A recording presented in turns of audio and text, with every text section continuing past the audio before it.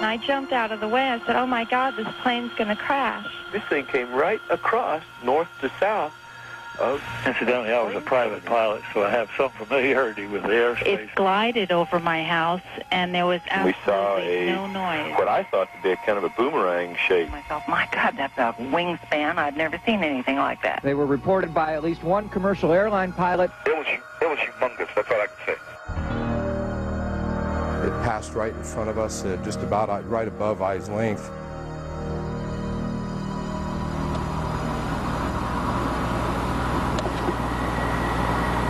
I don't hear anything, do you? No, I don't hear anything. What in the hell is that? It's wide. I came out second after Monica, and I remember looking at it. It was coming over the mountain, and it was like almost as wide as one of the humps. And it was very low. It's coming across the sky, and as it's moving, it's blocking and unblocking the stars. There's actually a shape. It was more like a boomerang than like a straight V, and then the lights were spaced pretty evenly. It was actually 5 lights that were a V, 1 in front and 2 on each side, and it was perfect. It was a perfect triangle. If you can imagine something the size of Camelback Mountain floating down Scottsdale Road, you have some idea of the intensity of this thing. The object we saw, if we opened up a newspaper, you could not block out the object that we saw. People say, Mike, now you saw a B-2 bomber. My response was, we could land all 40 of our B-2 bombers on the wing of that craft. You know, it's one of the biggest things I've ever seen that moved like that. I mean, it was just enormous. It happened last night, and eyewitnesses who saw it say it's like nothing they've ever seen before. I don't know if it was as big as an aircraft carrier. It might have been. Because I've never seen an aircraft carrier fly. It barely missed that mountain. Really? Yeah, came floating over the mountain. So had you not looked up, you wouldn't have known it was No, there? my daughter, it was 8:30 at night. My daughter was coming over here, and she ran in and said, Mom, you have got to see this. So we all... There was such an uproar about what people described seeing that we also did a story about it back in 1997. The first report of a strange flying object came at about 8:20 that night from a former police officer in Paulden, Arizona. Over the next 40 minutes, people gave similar reports of an object along a 200-mile route south to Phoenix and Tucson. It was gunmetal black. It wasn't shiny. It wasn't invisible. It was more of a dull bluish black color. And we both just stayed there and looked at it for a couple minutes, and it was completely silent. When you look down the street on a hot day in Phoenix, above the street's like it's really wavy, and you see everything kind of distorted, and that's what it looked like up inside the middle of the craft. It was just gliding, and then it stopped, and then it, like, the sides retracted a little, and then it was gone. Just went. Acceleration to deceleration, it was no noise the whole time. And not a sound. Explanations have been tossed about that there were flares, that there were planes flying in formation. But Mark and Robin, we checked with the FAA today, we checked with Sky Harbor, and we checked with Luke Air Force Base, and there's been no official explanation of those strange bright lights last night. Oh, I'm going to order a whole, investigation of this through DPS. We're going to make all the necessary inquiries, and we're going to get to the bottom of it. We're going to find out if it was a UFO.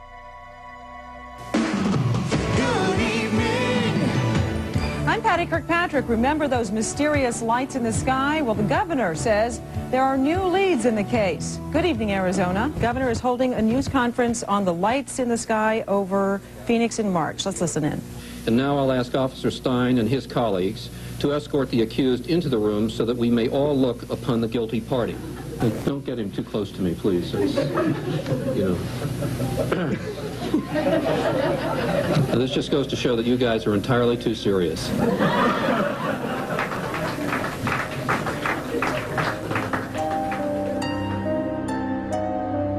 I think what really irritated me was the joke the governor pulled with the Martian.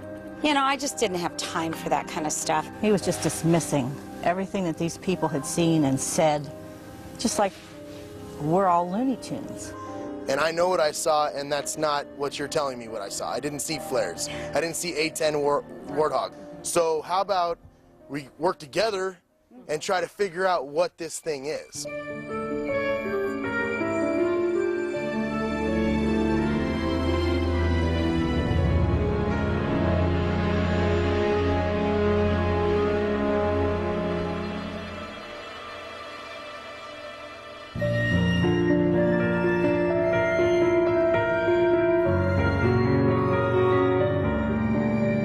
So when you hear someone says they saw a UFO, you think they're crazy? Yes, I think they're crazy, yes. What puzzles me is why people laugh at the subject of UFOs, but when the laughter stops, everyone secretly wants to know, are they real? You see that now? See a big one? See it going? Do you see it? With this. I don't know if I want to know if UFOs are real, because then that raises a lot of other issues. Who are they? Why are they here? Are they going to hurt me? Do they have chocolate? When I told my father I wanted to make a documentary about UFOs, he said I was crazy. In fact, my whole family did. And 95% of the time, this stuff is crazy. But the remaining 5%, that is what keeps me going. This man in the saucer, can you describe him? What year was this taken, do you know? I'm James Fox, and I've been curious about UFOs for a long time. And if you look down at the very bottom, there's the little disc. Very curious. Look at that. Evidently, the Air Force is curious too. In pursuit of this obligation, And in 1952, they admitted it. we have received and analyzed between 1,000 and 2,000 reports. There have been a certain percentage of this volume of reports that have been made by credible observers of relatively incredible things. All blacked out? Wonder what was under there. With the help of investigative reporter Leslie Kane, I decided to put together some of the best witnesses from around the world for this film. Almost 10 years after the termination of Project Blue Book. The cases and photographs you are about to see represent some of the best evidence that UFOs are real. Dogs of unknown origin, what were they after? The beam of light that came down at our feet. This James? Beams were going down into the WSA. Hey, we are all in the limo and we're on. The operator in the tower would verify that, and several of us. So they were looking for fissile material. I hear the same question over and over. If UFOs are real, then surely someone in the know would be talking. So what time are we actually going on the air? Or I think 6 o'clock, you guys. Hey, Chris. All signed individually? Yes, we need everything signed.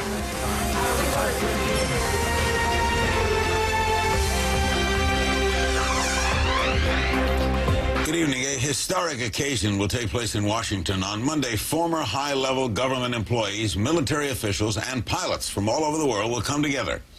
They'll discuss their own UFO sightings and encounters, and they'll do it at the National Press Club in the nation's capital.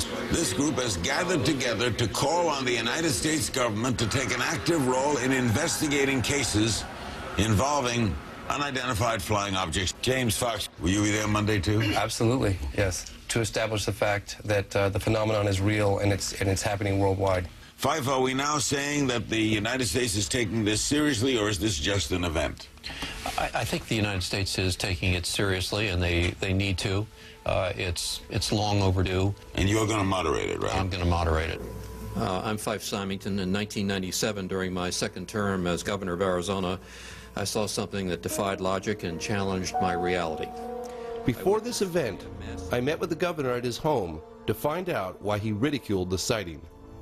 We were in the middle of investigating it and just couldn't get any answers. Paralleling that activity was this almost hysterical environment that was building, the hysteria. The governor told me what was actually going on behind the scenes. And we called Luke Air Force Base, and we called the FAA, and I called various touch base with people. I called my general at the National Guard. Nobody had an explanation. People just sort of said, well, we just don't know what it is.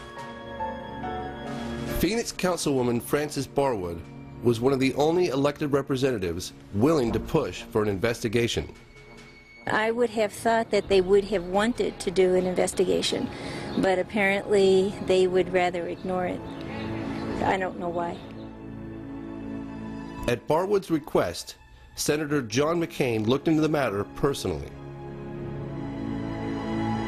We asked the Air Force to look into it, and this was the first response that we've gotten. We're going to go back and ask them to look at it again.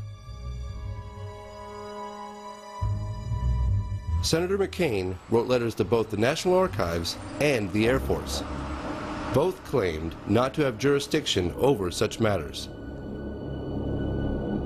I was kind of surprised at that response.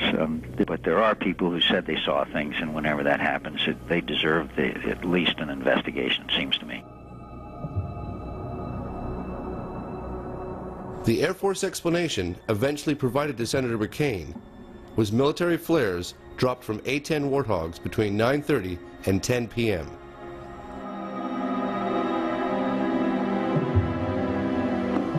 Oh my God! I hit pay dirt, finally.